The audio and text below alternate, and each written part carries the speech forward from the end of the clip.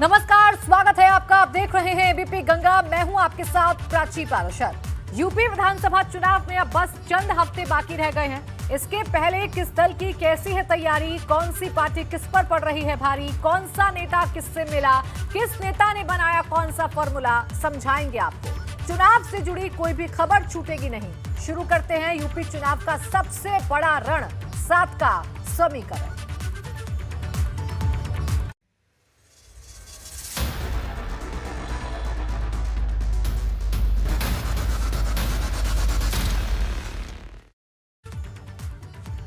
और आइए बड़ी खबर के साथ करते हैं शुरुआत। भाजपा ने प्रदेश चुनाव समिति का ऐलान कर दिया है। चुनाव समिति में 19 सदस्य बनाए गए हैं। इसमें प्रदेश अध्यक्ष स्वतंत्र देव सिंह, मुख्यमंत्री योगी आदित्यनाथ, महामंत्री संगठन सुनील बंसल, दोनों उप मुख्यमंत्री, कैबिनेट मंत्री सुरेश खन्ना और ब्रजेश पाठक को जगह दी गई है।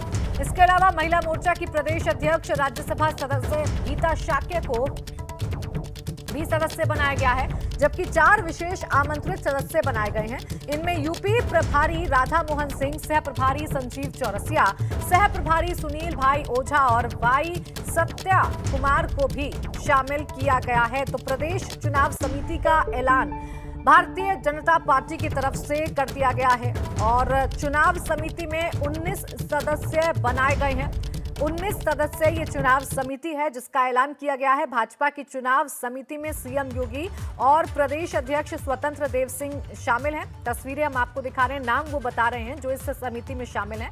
सुनील बंसल जो कि संगठन महामंत्री हैं, वो भी समिति का हिस्सा हैं, वो भी इस समिति के सदस्य हैं। तो एक एक करके वो नाम हम आपको दिखा रहे हैं आपके टेलीविजन स्क्रीन पर जो इस समिति का हिस्सा है। उप मुख्यमंत्री दिनेश शर्मा, डिप्टी सीएम केशव प्रसाद मौर्य, कानून मंत्री ब्रजेश पाठक को इस समिति में शामिल किया गया है, चुनाव समिति में शामिल किया गया है। इसके अलावा भी ऐसे कई बड़े नाम हैं जिनको इस समिति में शामिल किया गया है। अनुभव मेरे सहयोगी जुड़ गए हैं ज्यादा जानकारी के साथ। अनुभव, देखिए पूरी तरीके से चुनावी मोड में है भारतीय जनता पार्टी। समिति में जितने भी नाम हैं, अहम नाम है, बड़े नाम है और बड़ी जिम्मेदारी है इनके कंधों पर।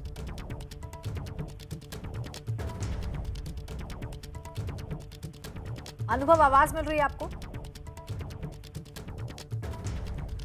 तो भाजपा की चुनाव समिति में सीएम योगी आदित्यनाथ और प्रदेश अध्यक्ष स्वतंत्र देव सिंह शामिल हैं। दोनों उप मुख्यमंत्री इस समिति में शामिल हैं। इसके अलावा कैबिनेट मंत्री ब्रजेश पाठक भी इस समिति का हिस्सा हैं। सुरेश खन्ना को भी इस समिति में जगह मिली है। और अब बात आज उत्तर प्रदेश की तमाम सियासी रैलियों और जनसभाओं की।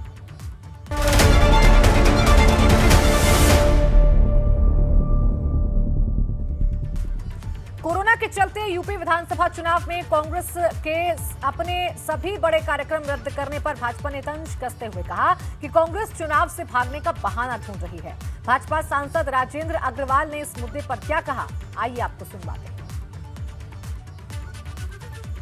उत्तर प्रदेश में कांग्रेस पार्टी ने अपनी होने वाली सभी मैराथन को रद्द कर दिया है। प्रियंका गांधी ये चाहती हैं कि उत्तर प्रदेश में कांग्रेस बड़ी रैली न करे जिससे कि कोरोना का संक्रमण बेकाबू ना हो सके। हमारे साथ बातचीत के लिए मौजूद है मेरठ से सांसद राजेंद्र अग्रवाल जी। सर, प्रियंका गांधी निर्णय लेना चाह रही हैं कि उत्तर प्रदेश में बड़ी रैलियां कांग्रेस पार्टी न करे जिससे कि कोरोना संक्रमण न फैले।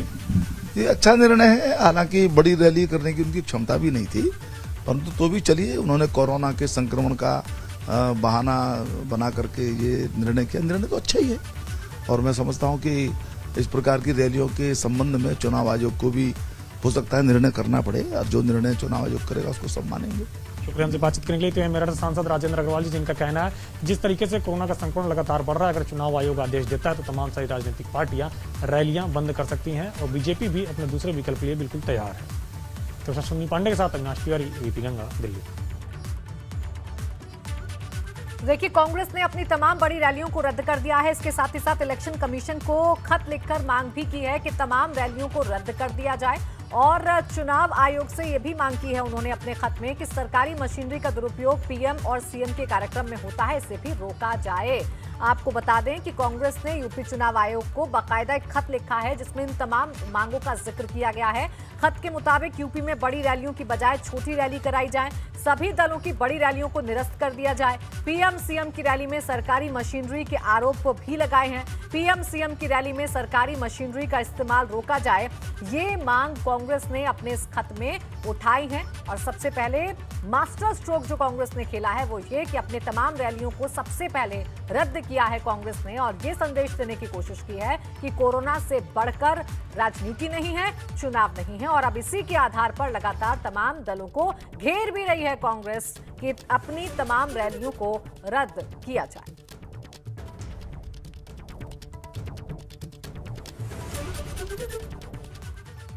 कोरोना महामारी सियासत पर बहुत भारी पड़ रही है। जैसे जैसे कोरोना अपने पांव पसार रहा है, सियासी नेताओं के हाथ पांव फूलने लगे हैं। रैलियों और जनसभाओं को रद्द किया जा रहा है। प्रधानमंत्री नरेंद्र मोदी की 9 जनवरी को होने वाली रैली को रद्द करना पड़ा है। वहीं कांग्रेस महासचिव प्रियंका गांधी खुद आइसोलेटेड हैं। वैसे भी कांग्रेस ने चुनावी रैलियों को लेकर कह दिया है कि यूपी में फिलहाल कांग्रेस कोई बड़ी रैली नहीं करेगी और वो अब वर्चुअल रैली पर जोर देगी।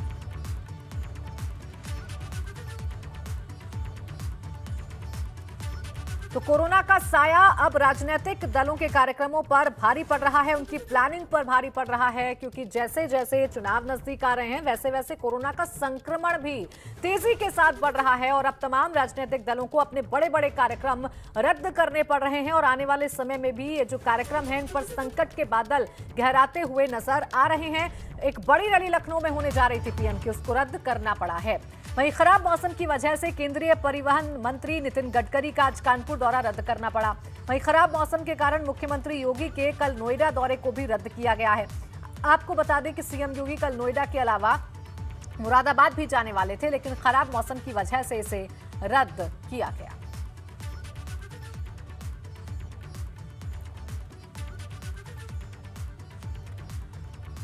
वहीं चुनाव आयोग ने यूपी चुनाव 2022 के लिए मतदाताओं से जुड़ी अहम जानकारी दी। लखनऊ में मुख्य निर्वाचन अधिकारी अजय शुक्ला ने प्रेस कॉन्फ्रेंस कर बताया कि इस बार यूपी में 52,80,882 नए मतदाता जुड़े हैं, जिसमें 23,92,258 पुरुष, 28,86,988 महिला और 1,636 थर्ड जेंडर मतदाता शामिल हैं। जहां तक बात यूपी में कुल मतदाताओं की संख्या की है तो पहले प्रदेश में 14,71,43,298 थे, लेकिन इस बार मतदाताओं की कुल संख्या 15,02,84,500 हो गई है। इनमें 8,04,52,736 पुरुष मतदाता हैं, जबकि 6,98,22,416 महिला मतदाता हैं। वहीं 8,853 थर्ड जेंडर मतदाता हैं। मतदाताओं में 80 साल से ज्यादा की उम्र के कुल 24,03,296 मतदाता हैं। इस बार 18 से 19 साल के मतदाताओं में कुल 14,66,470 नाम जोड़े गए हैं, जो कुल जोड़े गए नामों का 27.76% है। वहीं चुनाव आयोग ने बताया कि इस बार कुल पोलिंग स्टेशन 1,74,351 है। चुनाव के मुताबिक कोई भी वोटर voterportal.eci.gov.in पर जाकर मतदाता सूची में अपना नाम चेक कर सकता है। वहीं पुनरीक्षण अवधि में कुल 21,40,278 नाम विलोपित यानी हटाए गए।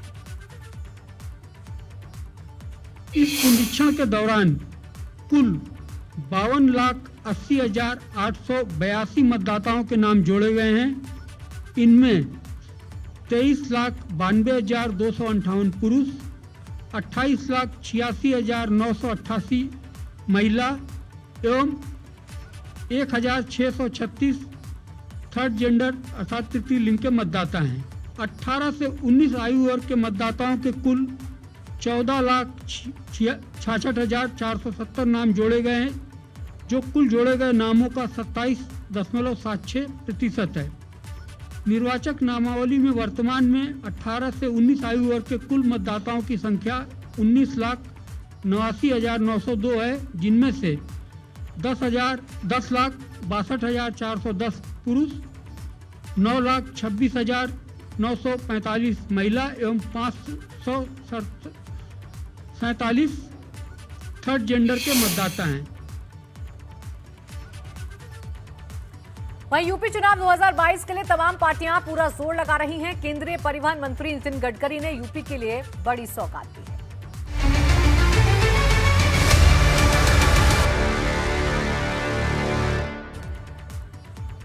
यूपी चुनाव 2022 को जीतने के लिए भाजपा ने पूरी ताकत झोंक दी है। यूपी सरकार या केंद्र सरकार की ओर से हर दिन प्रदेश को कोई ना कोई सौगात दी जा रही है। आज रक्षा मंत्री राजनाथ सिंह और मुख्यमंत्री योगी आदित्यनाथ की मौजूदगी में केंद्रीय परिवहन मंत्री नितिन गडकरी ने अपने लखनऊ दौरे पर राजधानी समेत कई जिलों और शहरों को बड़ी सौगात दी। साथ ही आने वाले दिनों के लिए एक अहम घोषणा भी की।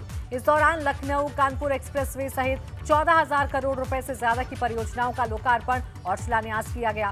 दरअसल खराब मौसम की वजह से गडकरी कानपुर नहीं आ सके, इसलिए उन्होंने लखनऊ से ही इसका वर्चुअल शिलान्यास किया।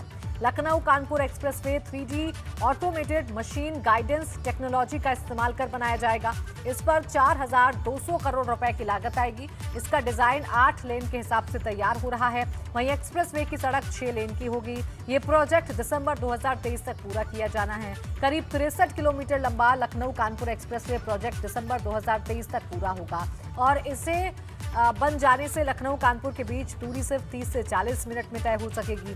इस दौरान लखनऊ के ट्रैफिक को रफ्तार देने वाले 4 प्रोजेक्ट की भी सौगात दी गई, जिसमें मुंशी पुलिया फ्लाईओवर, IIM तिराहा फ्लाईओवर और लखनऊ हरदोई हाईवे के चौड़ीकरण के काम का शिलान्यास किया गया। कानपुर से लखनऊ एक नया ग्रीन एक्सप्रेस हाईवे, इसके भी कार्य का शुभारंभ हुआ है। मैं कानपुर और लखनऊ की जनता को विश्वास दिलाता हूं कि इसके बाद कानपुर से लखनऊ का डिस्टेंस केवल आधा घंटे का होगा। आधे घंटे में आप आ सकोगे। जिन जनपदों में कभी प्रधानमंत्री सड़क योजना के कार्य नहीं हो पाते थे, आज वहां पे 4 लेन और 6 लेन के राजमार्गों का निर्माण हो रहा है।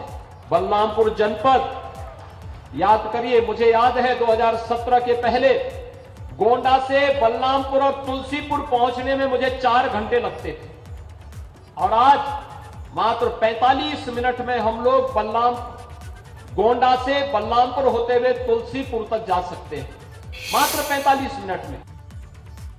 वहीं लखनऊ से ही नितिन गडकरी ने यूपी में 7 greenfield access controlled expressway highway का ऐलान किया।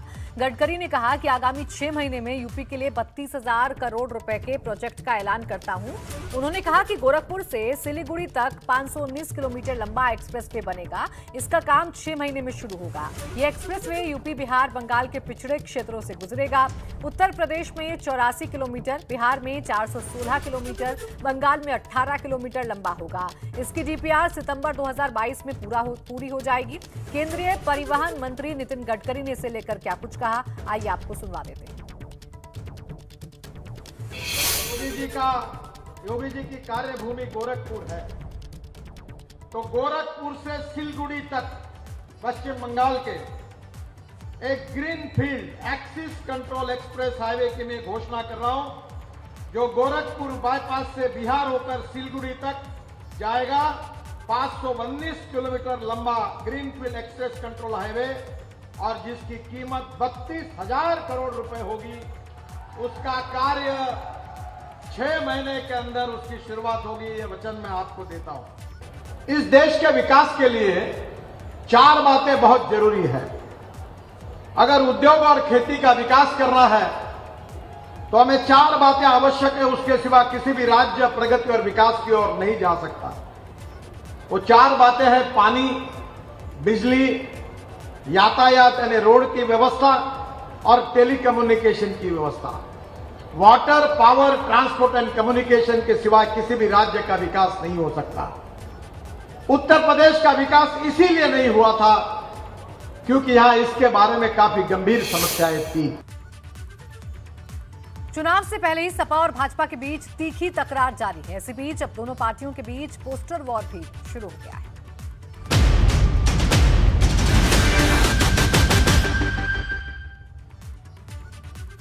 अखिलेश सरकार के कार्यकाल के मुकाबले योगी सरकार के कार्यकाल को बेहतर बताने वाले विज्ञापनों और पोस्टर्स के बाद अब समाजवादी पार्टी ने इसके जवाब में पोस्टर और होर्डिंग्स उतार दिए हैं। प्रयागराज में चौराहों पर समाजवादी पार्टी की तरफ से ऐसे ही पोस्टर देखने को मिले, जिनमें सपा नेताओं ने योगी सरकार के कार्यकाल के मुकाबले अखिलेश सरकार के दौर को बेहतर बनाने की कोशिश की है। प्रयागराज के कई चौराहों पर इन दिनों समाजवादी पार्टी ने ऐसे ही तमाम होर्डिंग्स लगा रखे हैं, जिन्हें आप अपने टेलीविजन स्क्रीन पर देख भी रहे हैं।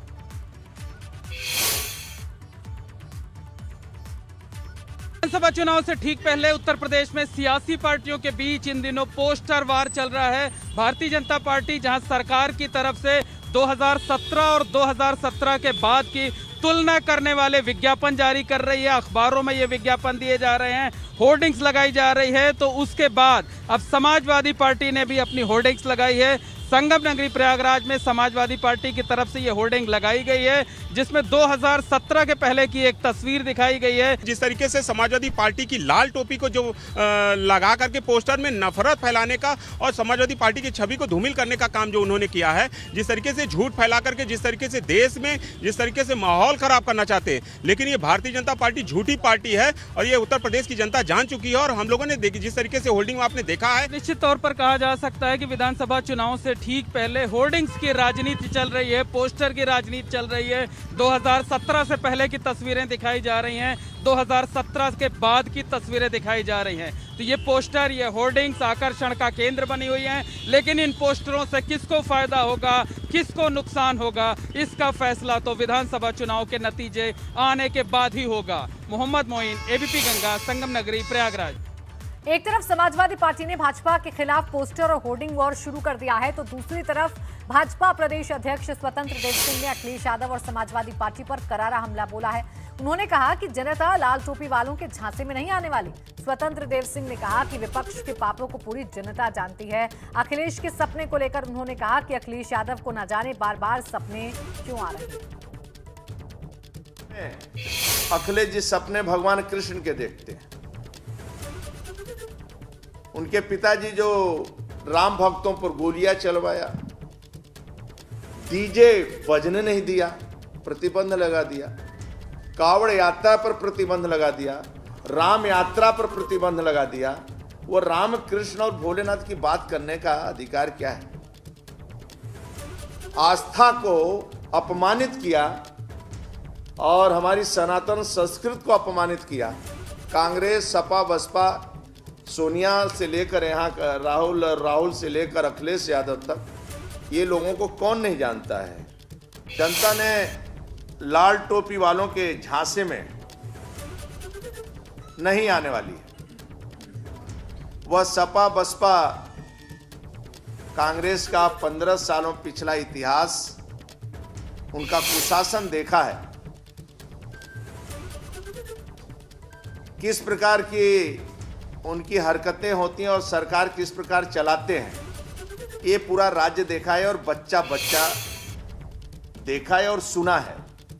अभी भी माँ के अंदर वह दहशत उसकी आंखों से नहीं जाती है, न दहशत वह समाप्त हो रहा है कि किस प्रकार का गुंडागर्दी होती थी और किस प्रकार का राज्य दुर्गंध था और किस प्रकार का यह राज्य बिल्कुल भ्रष्टाचार में लीन था।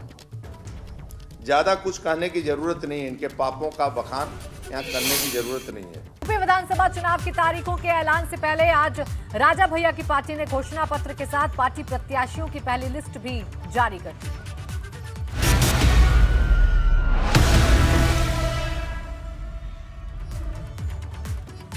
यूपी विधानसभा चुनाव में अकेले ही ताल ठोक रहे राजा भैया की पार्टी जनसत्ता दल ने अपने 11 उम्मीदवारों की सूची जारी कर दी है। आज लखनऊ में जनसत्ता दल ने एक प्रेस कॉन्फ्रेंस आयोजित की, जिसमें पार्टी ने 11 सीटों के लिए अपने प्रत्याशियों के नाम जारी कर दिए। पार्टी की तरफ से जारी इस पहली सूची में पार्टी अध्यक्ष राजा भैया का भी नाम है, जो अपनी सीट प्रतापगढ़ की कुंडा सीट से ही चुनाव लड़ेंगे, जबकि मौजूदा विधायक विनोद सरोज पावागंज सीट से चुनाव लड़ेंगे। इसके अलावा जनसत्ता दल ने आज अपना घोषणा पत्र भी जारी कर दिया, जिसे सेवा संकल्प पत्र नाम दिया गया है, जिसमें कुल 22 वादे किए गए।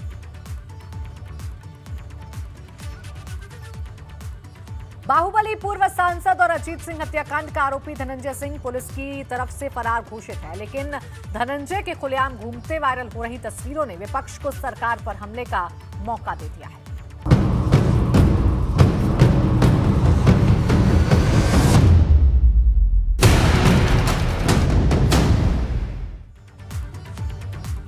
यूपी पुलिस लखनऊ के अजीत सिंह हत्याकांड में फरार चल रहे आरोपी पूर्व बाहुबली सांसद धनंजय सिंह को अब तक गिरफ्तार करने में कामयाब नहीं हो पाई है। इसी बीच अजीत सिंह हत्याकांड के आरोपी धनंजय सिंह का वीडियो सोशल मीडिया पर वायरल हो गया है, जिसमें धनंजय सिंह न सिर्फ अपने समर्थकों के बीच क्रिकेट खेल रहा है, बल्कि आराम से घूम फिर रहा है। धनंजय सिंह का ये वीडियो वायरल होने के बाद अब पुलिस पर सवाल उठ रहे हैं कि 25,000 का इनामी हत्या का आरोपी अब खुलेआम घूम रहा है, तो उसकी गिरफ्तारी क्यों नहीं हो पा रही है। लेकिन अब हत्या के आरोपी धनंजय सिंह के इस वीडियो को समाजवादी पार्टी ने ट्वीट करके सीधे मुख्यमंत्री योगी आदित्यनाथ पर हमला बोला है। समाजवादी पार्टी ने अपने इस ट्वीट में लिखा है, फर्क साफ है, मुख्यमंत्री से जुड़े माफिया खेल रहे क्रिकेट। 25,000 के इनामी माफिया धनंजय सिंह सत्ता के संरक्षण में पुलिस की नाक के नीचे ले रहे खुले आसमान के नीचे खेल का मजा। डबल इंजन सरकार के बुलडोजर को नहीं मालूम इनका पता, जनता सब देख रही है। 22 में भाजपा साफ। तो ये तस्वीरें हम आपको दिखा रहे हैं, 3 तस्वीरें जिसमें हत्या का आरोपी धनंजय सिंह क्रिकेट खेलता हुआ नजर आ रहा है, भाषण देता हुआ नजर आ रहा है और उसकी जो तस्वीरें हैं वो वायरल हो रही हैं, जिसके बाद सवाल अहम है कि आखिर पुलिस को क्यों नहीं नजर आता धनंजय सिंह और अब तक पुलिस की गिरफ्त से दूर क्यों है धनंजय सिंह।